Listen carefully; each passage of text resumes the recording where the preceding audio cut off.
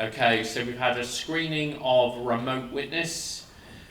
Who are you, young man, and what is your involvement in this project? Hi, so I'm Richard Broomfield. I wrote, directed and produced Remote Witness. Okay, where did the concept come from? So the film was kind of, I was doing a filmmaking course at Met Film, and one of our tasks we were assigned at one point was to write a couple of log lines. Remote Witness was just one of the log lines for that task, really. I was looking for something that would be sort of a moral dilemma for a character. Mm-hmm.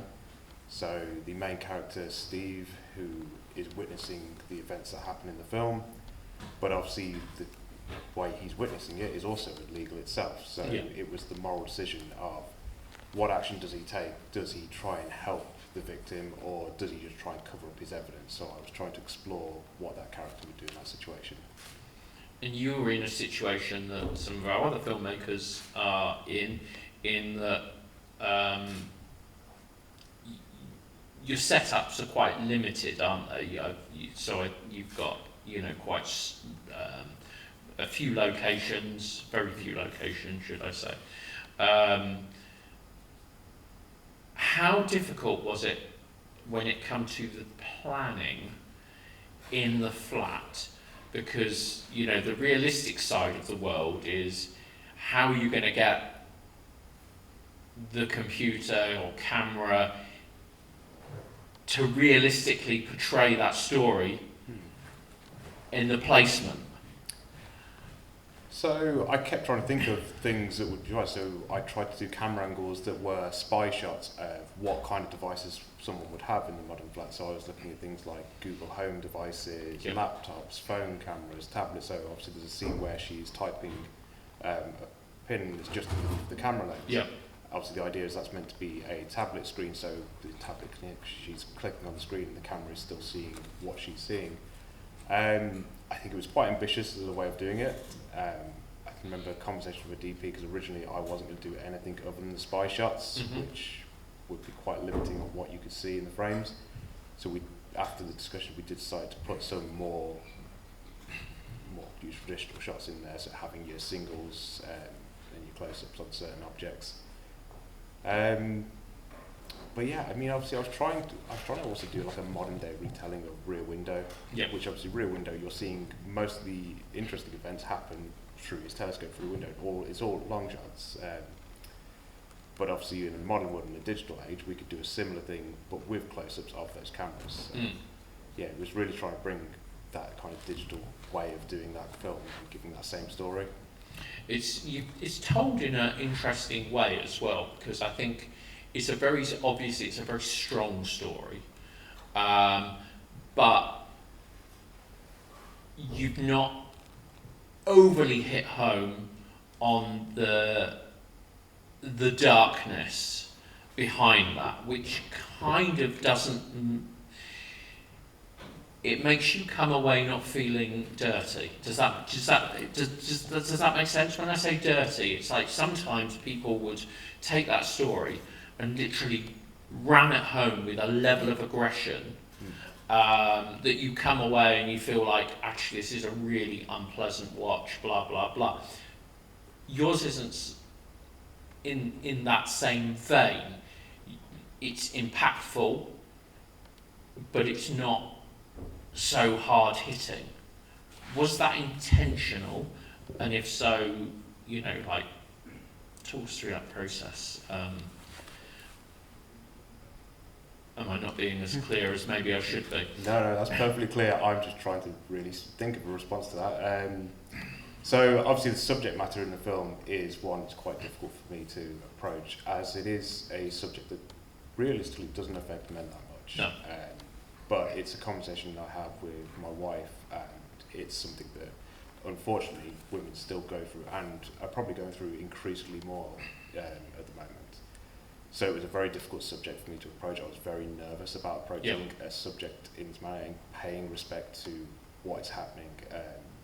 Obviously, I didn't want to just have a full visual on the screen and make everyone completely uncomfortable, and because then I think if people were turning away at the film, it would lose the message it's trying to get across, because cameras.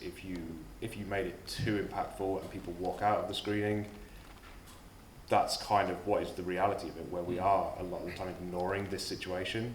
So we try to keep it down to a level where you are still witnessing it. So you do come away more aware of that situation and aware of what's going on. There's also the element of the fact that it's meant to be the digital, he's spying on this woman through cameras. Mm-hmm. It's also a metaphor for how our online presence is at the moment. We advertise so much of ourselves online, and we don't know what people are doing with that information. Like we've got photos of ourselves, videos. Obviously, this interview is going on YouTube. Yeah. I'm not going to know what anyone's going to do with this on their own. I mean, Yeah. I'm not against it. I put myself out there, but Yeah. we just don't know what people are doing with that information we put out there. And let's talk about so the actual scene. That's a lot of pressure on an actress. Yes. Do you want to sort of elaborate on that a little tiny bit, and how willing, so as a filmmaker some years ago, sometimes there were things that I didn't want to shoot, and the actor or actress would suddenly say, no, we need to shoot that. So can you sort of go through that a little bit with us? Funny enough, it is probably one of my favourite scenes in the film, just because of how well the actors performed in there. Yeah. Obviously, Emily, who was the actress in the film, I approached her long before she'd worked with me on a previous project. I knew she was also a trained intimacy coordinator, which really helped with this film. One thing she set out from the get-go was that we would have to do a rehearsal before we shot that scene. Yep. So when I was casting the other role for Jake, so when we were discussing with Liam, it was like, okay, we need to have a rehearsal day. Are you okay with just doing a rehearsal? We're purely just going to rehearse that scene and make sure everyone is comfortable with how it's going to be done. Obviously, we had discussions of how we're going to shoot it. Part of the reason to make sure everyone's comfortable is why we only shot that from one angle. Which I honestly think is so much more impactful, because your mind can give that fills in the blanks more than anything I could have put on screen. Both of them, they worked really hard. They choreographed it down to the bone of where they were going to do so. She was very insistent on where he was allowed to touch her, where he was allowed to kiss. Also working on the sort of choking scene as well, and how they could realistically make that come across without actually harming one another. The funny part is, though, if you are ever shooting a scene like that, do not look at the actors, look at the screen. Yeah. I made the mistake on the rehearsal of looking in the eyes of the lead actor, the actor Liam. Yep. He was looking at us for visual cues of when to sort of increase the pace as it is. Yep. And I laughed. Yep. Because his facial expression was just deadpan in that situation. So when it came to the actual shoot, I had that monitor, I had it about 6 inches away from my face, I was not looking at anything else. And we shot that as a full 5-minute runner as well. So we had about a minute and a half of what was actually going on. We had the tense moments of just before, the action, the strangulation, and then him going out and her clawing back at the screen. I mean, part of that, where she's clawing back at the camera, that was never meant to be in the film originally. We were meant to just see him going out there and turning the cameras off. But Emily is such a fantastic actress, and the performance she gave from clawing back at that camera. I mean, once I called cut on that take, we all just, everyone that was in that room, we had a sigh of relief. We were just wiping everything away, the emotion hard. It was a fantastic moment to film. I do hope I've done everyone credit with that.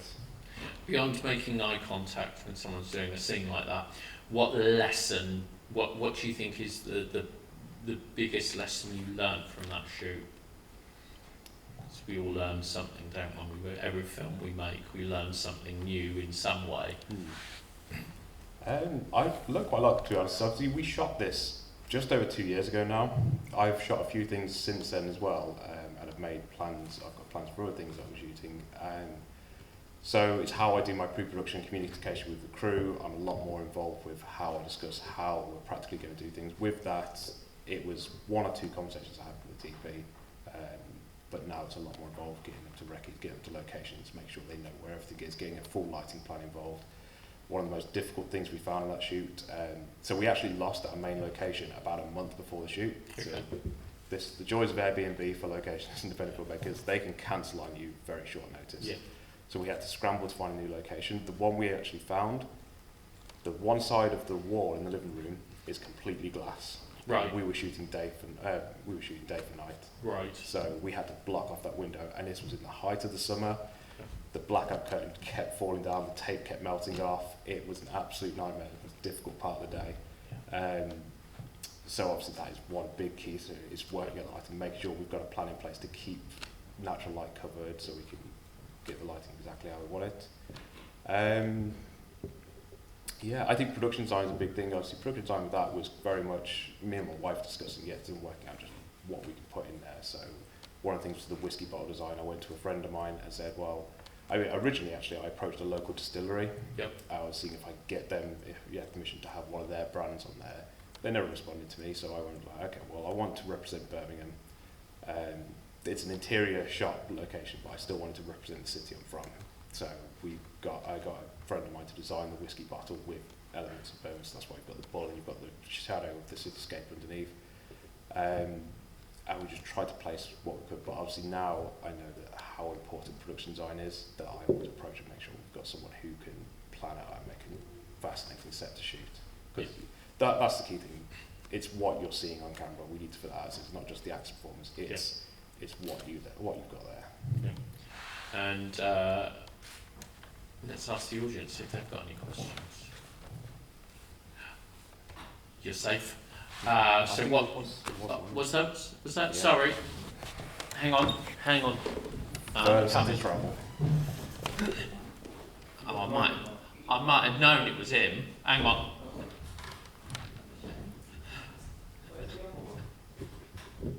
I'm on my own. It doesn't make any difference, does it? Don't need to when I'm on my own. Yeah. It's more than a question, it's more of applauding how you've handled the subject matter. I mean, I could actually see, the art that was behind it and that, and everyone's going to extract something different from a film, whether it's a short one or a feature, but I think the subject matter is quite dark, and the way you handled it was perfect. You could have, as Spencer mentioned, really gone at it hammer and tongs and really gone, deep into the smuttier side of it, and that would have made the audiences possibly feel a bit awkward. But I think the way you've handled it and the way it's come across, you sort of feel for the guy who's actually the guy witnessing it. So you sort of stayed on the fence and sort of towards him, or I found that's what I felt from it anyway. But yeah, just applauding you, 1,000% for actually getting what you did up on the screen there and turning it into a work of art. Bravo. That's amazing. Thank you very much for that. So what's next for you? So I actually have 3 projects lined up at the moment. We are shooting a sci-fi film at the end of January. I'm quite fascinated to do this. So it's the first time I'll be shooting something where the screenplay has been written by another writer. We've been planning that pretty much all year. So it's a romantic tragedy, really exploring themes of grief and denial with sci-fi elements, where she had a time travel device to keep going back and spending time with her loved one while he's healthier. After that, I've got another short, quite artistic project that I want to do. I specifically want to shoot it in the spring because I want to shoot underneath a cherry blossom tree. Okay. That is kind of a metaphor for social media use and our online use. I myself struggle with screen addiction. I know it always sounds silly, but I feel the addiction side. I'm trying to limit my usage of it. And I feel like that's a big problem in our society at the moment, is our screen addiction, and we are not going out enough to experience the real world. So trying to do that. And then after that, probably my most ambitious project is, I'm a very big Star Wars fan, and I want to make a Star Wars fan short film to release on the 50th anniversary, which will be the year after next. Yes. So the idea with that is exploring I'm always fascinated with, I'm fascinated with astronomy, and I like the idea that what we actually see when we look at the stars, because of how long light takes to travel, is we're looking back in time. Yep. And I was thinking, well, what if you had the tragic events that happen to stars, like you have the destruction of the planet Alderaan? If you could travel faster than light, surely you could travel far enough away that you could still witness that event. Obviously, whatever technology you have to view that, so you would see that. So the idea is the survivors and refugees from Alderaan, every year they go one further light year away to celebrate their planet and witness the events again on screen. So it's almost like while they can still see the light of their planet, Yep. it's never actually gone. They've still Yep. got a home with each other. Nice. Which I still no idea how I'm going to do it, but I'm fascinated to try. You'll get there. Well, listen, let's give Richard a very big round of applause. Thank you very much for bringing your film to Romford, and we look forward to that. What's next? And can I just say one other thing, if I may? I just want to applaud you for putting on this festival at this amazing venue. Very much. Obviously, independent cinemas like this are just the lifeblood of this industry. You know, we are all struggling with the onset of streaming and doing that, but getting out to a cinema and an actual audience is just the best experience. I mean, this venue as well is very 90s feeling to me. Yeah. Like, I didn't realise until I came here how much I missed physical posters on a wall, like Yeah. every cinema I go to. I mean, I'm guilty. The cinema I go to is a City World regularly. Yeah. It's all digital displays, but I saw like this Mandalorian Grogu poster out there, an actual poster. I was just like, how amazing does that Yeah. look? That's a fantastic venue. We're loving the retro here. You know, we want to really emphasise the retro. We want to bring back the feeling of going to a cinema as a family, as an individual, as people dating, whatever. You know, we want to just remind people there was a time before streaming, and that's like one of our big things. And also championing indie film. So Screen 5 is always dedicated to indie film, 7 days a week. So It's just it's a fantastic place. Just thank you very much. well done to all of you for keeping this industry alive the best way. Thank you. Thanks very much.